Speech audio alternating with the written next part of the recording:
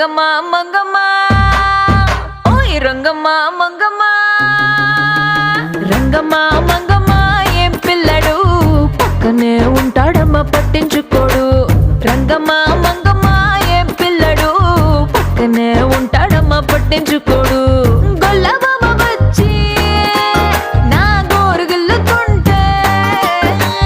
గొల్లబామ వచ్చి నా గోరు గిల్లుతుంటే పుల్ల చీమ కుట్టిన పెదవి సలుపుతుంటే ఉఫమ్మా ఉఫమ్మా అంటూ ఊదడు